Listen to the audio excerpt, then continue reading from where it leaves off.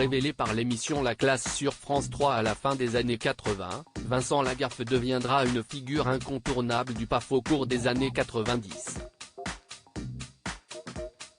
Le sociétaire des grosses têtes prend les rênes d'un divertissement culte de TF1 en 1996, L'heure à l'appel.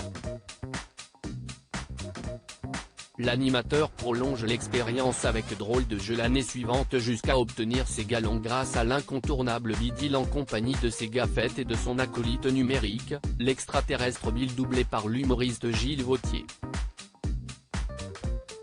L'émission disparaît finalement des écrans en 2004 après des changements de casting qui ont fortement déplu au public. Vincent Lagaffe cesse sa collaboration avec TF1 en 2015 après avoir essayé de retrouver sans succès la formule gagnante du Bidil. Arrivé chez C8, l'interprète de la Zoubida anime un jeu de bowling, Strike, le temps de 2 saisons, puis revient sur France Télévisions où on lui propose un rôle récurrent dans Fort Boyard. Le 24 novembre prochain, Vincent Lagaffe enfilera de nouveau son costume d'animateur pour co-présenter avec Thierry Muscat SOS Garage, un show consacré à l'automobile sur RMC Découverte. Sur le modèle de Cauchemar en cuisine avec Philippe Etchebest, l'émission verra son présentateur venir en aide à la rescousse des garagistes en difficulté.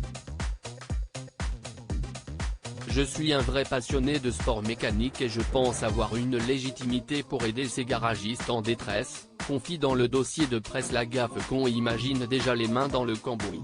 Cette mauvaise réputation que regrette Vincent Lagaffe ne cesse jamais laisser abattre au fil des ans, ballotté entre grands succès et énormes flops. Sa plus grande peine ? Ne pouvoir compter sur un ami dans la profession. Je trouve ça con d'avoir été catégorisé, mis dans un coin et qualifié de blaireau et de comique troupier, confie l'animateur en interview avec Télé Loisirs. J'ai bien gagné ma vie, j'ai placé cet argent au lieu de rouler carrosse et je vis très bien aujourd'hui. Je vais pouvoir me faire une jolie fin de carrière et une jolie fin de vie. Vincent Lagaffe envisagerait-il la retraite à 63 ans ? On sait que les droits du Bidil lui ont été rachetés. Mais Bill pourra-t-il se passer de son comparse ?